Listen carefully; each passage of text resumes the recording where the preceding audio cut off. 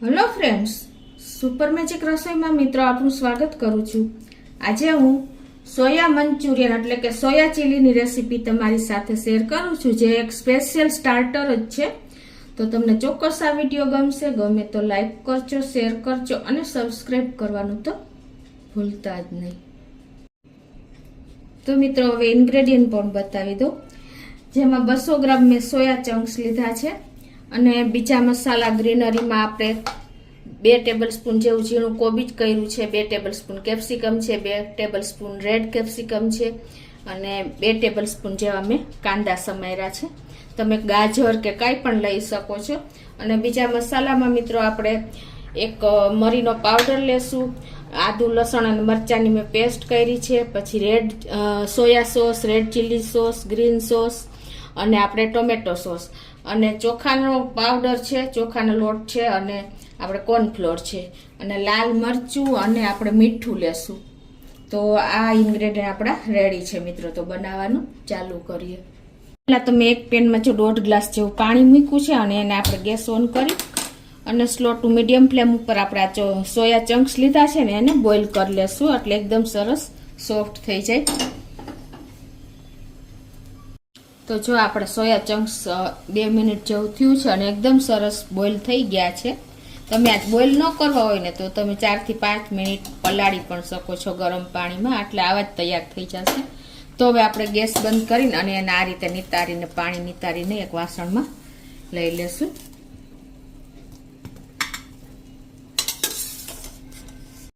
તો આ રીતે જો આપણે પાણીમાંથી નીચોવીને લઈ લીધા છે। હવે આમાં આપણે 2 ટેબલસ્પૂન જેવો કોર્નફ્લોર નાખશું અને 2 ટેબલસ્પૂન જેવો આપણે ચોખાનો લોટ નાખશું। તમે મેંદો પણ નાખી શકો છો, પણ આપણે આજે એકદમ હેલ્ધી વર્ઝન તૈયાર કરીએ છીએ એટલે હું ચોખાનો લોટ વાપરું છું।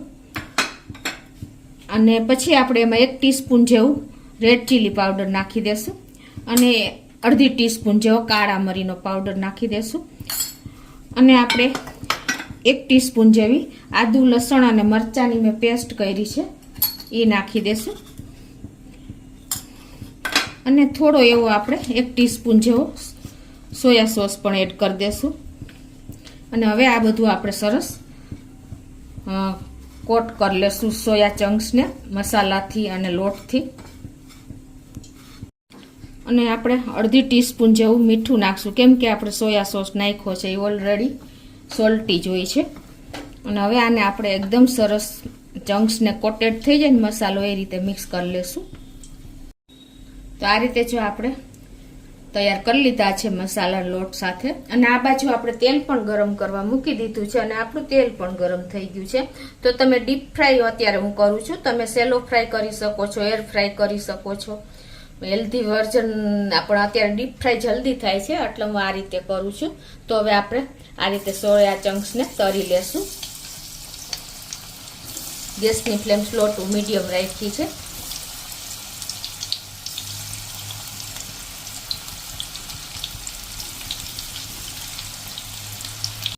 તો જો આ રીતે આપણે એકદમ સરસ ક્રન્ચી તળાઈ ગયા છે। તો એક બોલમાં આપણે એને કાઢી લેશું।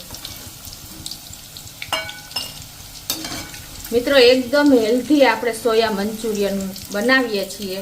આપણે જે વેજીટેબલ્સના બનાવીએ છીએ ને એથી પણ આ હેલ્ધી કહેવાય, કેમ કે આમાં ફૂલ પ્રોટીન હોય છે અને આટલું પ્રોટીન આપણે એક પણ કઠોળમાંથી નથી મળતું, એટલું સોયા ચંક્સમાંથી મળે છે। તમે ઘરે પણ સોયા ચંક્સ બનાવી શકો છો। સોયાબીન પલાળીને આની તમે ફોતરી ઉપરથી ઉતરી જાય ને ક્રશ કરીને પછી તમે એકદમ સરસ તૈયાર કરી શકો છો, પણ એ પ્રોસીજર લાંબી છે, અત્યારે આપણે માર્કેટમાં અવેલેબલ છે, તો તમે આ રીતે લઈને પણ બનાવી શકો છો।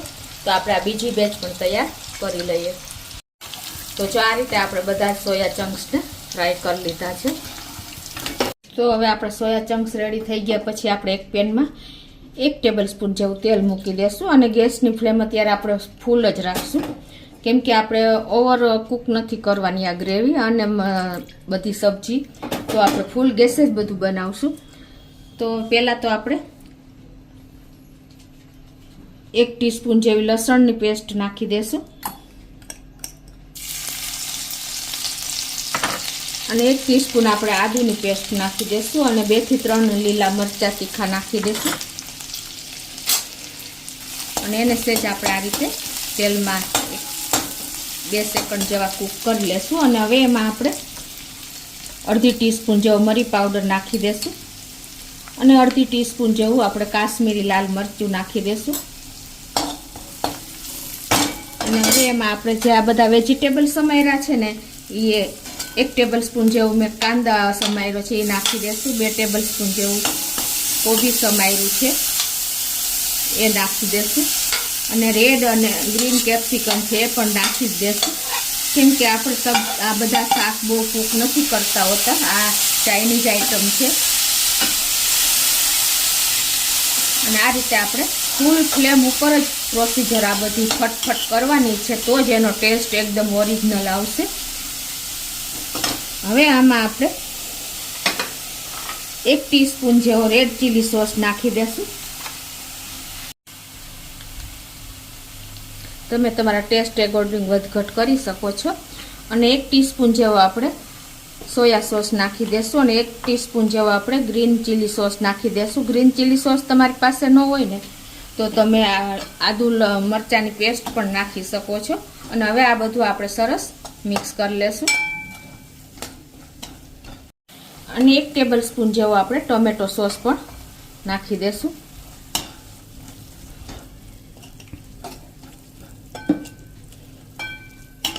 અને હવે આને આપણે સેજ ગેસ ફૂલ છે એટલે આપણે કૂક કરશું 1 મિનિટ આ રીતે મિક્સ કરીને.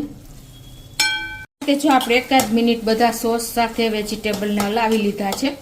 હવે આમાં 1 ટીસ્પૂન જેવો મેં કોર્નફ્લોરમાં 3 થી 4 ટેબલ સ્પૂન જેવું પાણી નાખીને અને એને આપણે મેલ્ટ કરી લીધું છે. અને હવે આપણે આ લિક્વિડ આવી રીતે ગ્રેવીને થીક કરવા માટે નાખી દેશું અને હલાવતા જઈશું.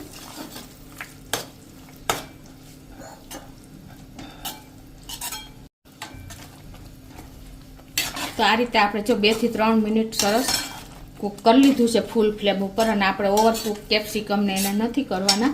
હવે જો આપણે એકદમ પરફેક્ટ આપણી આ ગ્રેવી થઈ ગઈ છે સોયા મંચુરિયનની. તો હવે આપણે જે આ ફ્રાય કર્યા છે ને સોયા મંચુરિયન એ નાખી દેશું આમાં. અને એને આપણે આ રીતે કોટેડ કરીને ગ્રેવી સાથે એકદમ સરસ લથબથતા કરી દેશું મિત્રો. અને હવે આપણે આ રીતે મિક્સ કરી લેશું સરસ. જો મિત્રો આપણા એકદમ soya chunks soya chilli starter ready થઈ ગયું છે મિત્રો. આ રીતે આપણે 1 મિનિટ સોયા ચંક્સ નાખ્યા પછી મિક્સ કરી લેશું. તો જો આ રીતે આપણે સરસ મિક્સ થઈ ગયું છે. હવે ઉપરથી આપણે લીલા કાંદાને આ રીતે સ્પ્રિંકલ કરી દેશું. તો આપણા soya chilli soya Manchurian ready છે મિત્રો. તો હવે એને આપણે સર્વ કરી દેશું અને ગેસની ફ્લેમ બંધ કરી દેશું. હવે એને આપણે એક બોલમાં સર્વ કરી દેશું.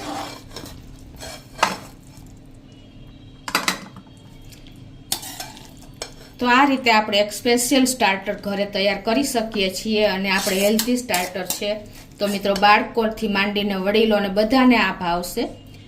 એટલું ટેસ્ટી અને એકદમ ચટાકેદાર થાય છે. તો તમે ઘરે બાળકોને ટિફિનમાં લંચ બોક્સમાં કે રાતે ડિનરમાં નાસ્તામાં એની ટાઈમ આપી શકો છો. સોયા ચંક્સ તમે જો અવેલેબલ ઘરમાં રાખો ને તો કોઈ ટાઈમ જ નથી લાગતો મિત્રો.